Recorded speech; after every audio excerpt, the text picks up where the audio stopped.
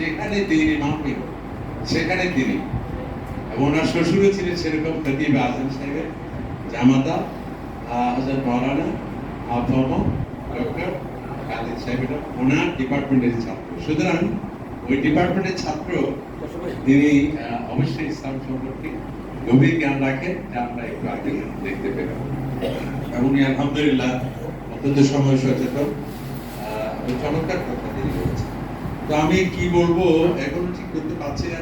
শেষ পর্যন্ত খেয়াল করলাম যেহেতু আমরা মাহে রবিউল আউয়ালে আছি, আমরা নবী করিম সাল্লাল্লাহু আলাইহি সাল্লাম মিলাদের স্মৃতি বিজড়িত মাহে রবিউল আউয়াল শুধু মুসলমানদের জন্য কেবল নয়, জাতি ধর্ম বর্ণ নির্বিশেষে সকলের জন্য অত্যন্ত তাৎপর্যপূর্ণ। এবং নবীদের মিলাদ যে এত গুরুত্বপূর্ণ স্বয়ং আল্লাহ তাআলাই আমাদেরকে দৃষ্টি আকর্ষণ করছে। অনেকে বলবে যে ব্যবহৃত হওয়া যুদ্ধকে বাংলা ভিক্ষা বলে কেন প্রাচীন আল্লাহ তাআলা বলছেন, যেমন হযরতে জাকারিয়া আলাইহিস সালাম ওনার ছেলেকে ইয়াহইয়া আলাইহিস সালাম উনি বলছেন ওয়াসালামু আলাইহি ইয়াওমা ওয়ালিদা ওয়া ইয়াওমা ইয়ামুতু ওয়া ইয়াওমা ইউবআথু হাইয়া। যে এই ইয়াহইয়া তার মিলাদ এবং তার ওফাত তার উপর সেই দিনে শান্তি বর্ষিত। আরেকজন নবী তিনি বলছেন হযরত ঈসা আলাইহিস সালাম, তাও একই সূরা মারিয়ামে ওয়াসসালামু আলাইয়া ইয়াওমা ওয়ালিদতু, আমার উপর সালাম আল্লাহ তাআলার পক্ষ থেকে শান্তি যেদিন আমার আবির্ভাব হয়। তবে এই দুইজন নবীদের মিলাদের এখানে কথা আসার অনেকগুলো রহস্যের একটি রহস্য হলো তাদের মিলাদটা সাধারণ মিলাদের মতো নয়। কারণ জাকারিয়া ইসলামের বয়স ছিল 120 বছরের উপরে, যখন কোন সন্তান হওয়ার সম্ভাবনাই নেই সেখানে যেটা আসছে শুধু এই মিলাদ আল্লাহ একটা কুদরত, এটা জন্য সালাম আলাইহি ওয়া বলি, এটা একটা কারণ। আর সাধারণত বাবা মামা আম্মা লাগবে, আর হযরত ঈসা ইসলাম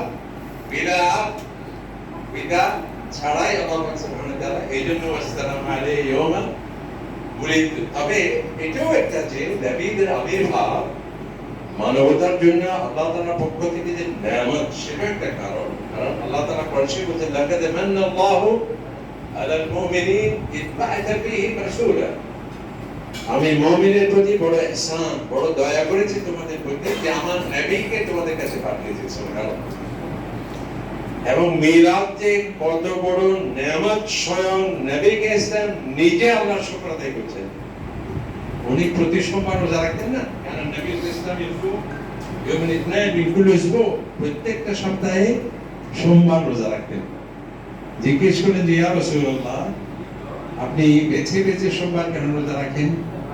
ওই দেখুন কোরআনে পাকে সে আয়াতে ধ্বনি প্রতিধ্বনিত হচ্ছে আমার নবীর হাদিসে, সেটা কি ফিহি ওয়ালিদ ওয়া ফিহি, এই দিনে আমার মিলাদ। সুবহানাল্লাহ।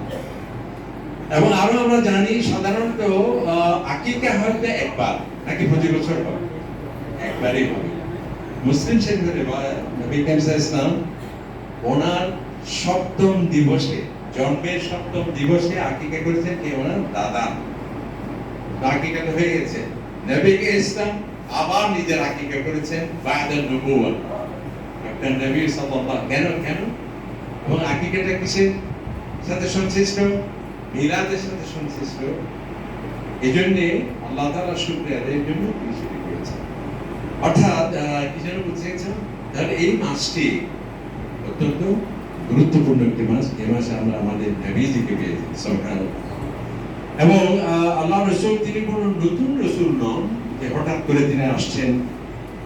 জনগণের কাছে নবুয়ত বা রিসালাতের কোনো কনসেপ্ট ছিল না আগে, সেরকম নয়। আল্লাহ তাআলা আপনি বলুন কুল মা কুনতু বিদআন মিনার রাসূল, আমি কোন নতুন নবী নই, আমার আগে অসংখ্য নবী এসেছেন। কত নবী একটা ধারণা করা যায় কত নবী আসতে পারে। ওয়া মা আরসালনা মির রাসূলিন ইল্লা বিলিসানি কওমি, অনেকটা ভাবার্থ, যত ভাষা তত ভাষার জন্য আমি নবী প্রেরণ করেছি। সুবহানাল্লাহ। লিকুল্লি কওমিন হাদ, প্রত্যেকটা কওমের জন্য আমি নবী পাঠিয়েছি, সম্প্রদায়। তাহলে কত সম্প্রদায় ছিল? ওয়া মিন উম্মাতিন ইল্লা খালা ফিহা নাদির, প্রত্যেকটা জাতিতে আমি নবী প্রেরণ করেছি। এমনকি গ্রামে গ্রামে আমি নবী পাঠিয়েছি। আল্লাহ বলেন ওয়াদরিব লাহুম মাতালান আসহাবুল কারিয়া, যে ছোট গ্রামে তিনজন নবী পাঠিয়েছি আমি। ইদ আরসালনা ইলাইহিম ইসনাইনি আ'আজ্জাজনা, তিনজন নবী। এমনকি যে কোনো জনপদ আল্লাহ তাআলা মানুষকে এত ভালোবাসে, তাদের পতন চান না। মানুষ নিজেই নিজের পতন ডেকে নিয়ে আসে, দম্ভের কারণে, অহংকারের কারণে, অপশাসনের কারণে, অন্যায়ের কারণে, দুর্নীতির কারণে। তো মানুষ যাতে এত আদরের সৃষ্টি, যাকে ফেরেশতা ভেটো দিয়েছে, আল্লাহ তাআলা বলতে ফেরেশতা তুই আমার থেকে বেশি জানিস? ইন্নী আ'লামু মা লা তা'লামুন, কি দুঃসাহস তোমার মানব সৃষ্টির ব্যাপারে তোমার ভেটো দেওয়ার এই ধৃষ্টতা? তুমি কি জানো তাদের সৃষ্টির রহস্য কি? আমি জানি। সুবহানাল্লাহ। মানে বাবার তো সেই মানুষ ধ্বংস হবে, সেটা আল্লাহ তাআলা চান। এই জন্য যে কোনো জনপদ তারা নিজেরা যখন ধ্বংস ডেকে নিয়ে আসে, তাদের জন্য আল্লাহ তাআলা বলছে তাদেরকে সতর্ক করার জন্য আমি নবী প্রেরণ করি। ওয়া মা কুন্না মুআদ্দিবিনা হাত্তা নাবআথা রাসূলা। যে কোনো জনপদ ধ্বংস করার আগে আমি নবী। যাই হোক, আলহামদুলিল্লাহ আল্লাহ তাআলা সেই নবী আমাদেরকে দিয়েছেন, এবং এই নবী এবং রাসূল আল্লাহ তাআলা পাঠিয়েছেন কেন? অনেকগুলো কারণ। প্রথম কারণ যে ওয়া মা আরসালনা রাসূলিল্লাহ নূহি ইলাইহি আন্নাহু লা ইলাহা ইল্লা আনা ফা'বুদুন।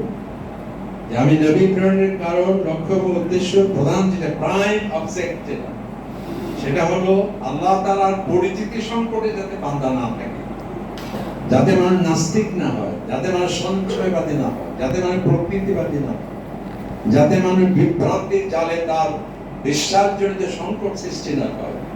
আমি আল্লাহ তাআলা নির্ভেজাল লেখা পরিচিতিটাকে দালিলিক প্রমাণ দিয়ে, চুলছেড়া বিশ্লেষণের মাধ্যমে তৌহিদের এই যাতে উপস্থাপন করার জন্য আমি নবী এবং রাসূলদের পাঠিয়েছি। আরেকটি জায়গায় আল্লাহ তাআলা বলছেন আমি নবীদের কেন পাঠিয়েছি, যে ওয়ালাকাদ আরসালনা রাসূলান। আজকে সোশ্যাল জাস্টিস আমরা বলছি, সেই সোশ্যাল জাস্টিস যাতে দুর্বলরা হারিয়ে না যায় সবরের নির্যাতনে, যাতে সুশাসনের নামে অপশাসন না হয়, যাতে আশেপাশের মানুষ নিগৃহীত না হয়, তাদের অধিকার থেকে বঞ্চিত না হয়, সোশ্যাল জাস্টিস প্রতিষ্ঠার জন্য আমি মানদণ্ড হিসেবে, আদর্শ হিসেবে আমার নবীদের পাঠিয়েছি। ওয়ালাকাদ আরসালনা রাসূলানা ওয়া আনজালনা মা'হুল কিতাবা ওয়াল মিজান লিয়াকুমান নাসু বিল কিসত। সামাজিক সুবিচার কাকে বলে, সোশ্যাল জাস্টিস কাকে বলে, সেটি দেখিয়ে দেওয়ার জন্য আমার নবীকে আমি প্রেরণ করেছি। সুবহানাল্লাহ। দাসন এবং এই নবী হচ্ছেন আমাদের সর্বোত্তম আদর্শ। লাকাদ কানা লাকুম ফি রাসূলিল্লাহ উসওয়াতুন হাসানাহ। আমার নবী হচ্ছেন আমাদের সর্বোত্তম আদর্শ।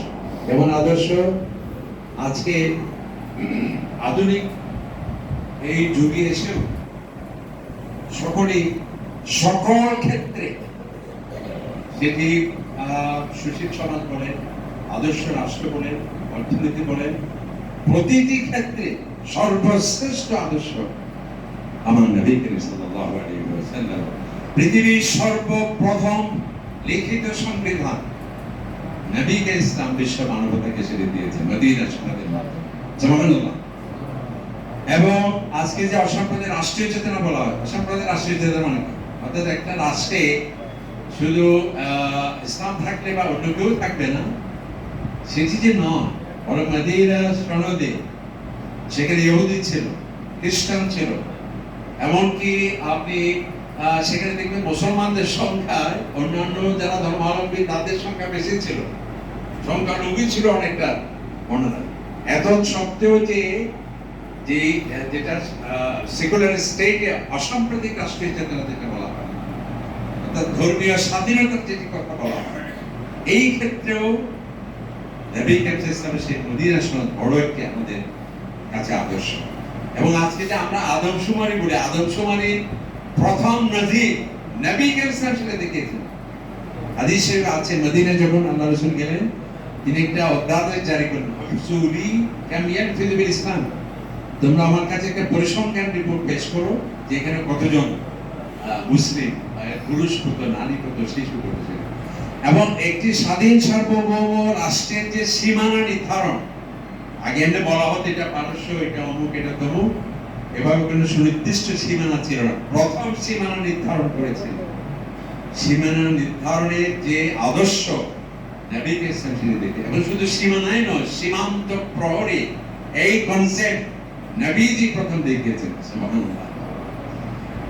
তো সেই রাসূলের আমাদেরকে আদর্শ হিসেবে গ্রহণ করতে হবে। শুধুমাত্র রবিউল আউয়াল আসলে কথা প্রচলিত নয়, অনুষ্ঠান মালায় কেবল নয়, কেবল স্তুতি বাক্যে নয়, আমাদের জীবনের প্রত্যেকটা দিক এবং ভাগে নবীকে ইসলামের আদর্শকে আমাদের গ্রহণ করা লাগবে। এই কথা বলেই আমার এই সংক্ষিপ্ত কথা শেষ করছি। আসসালামু আলাইকুম।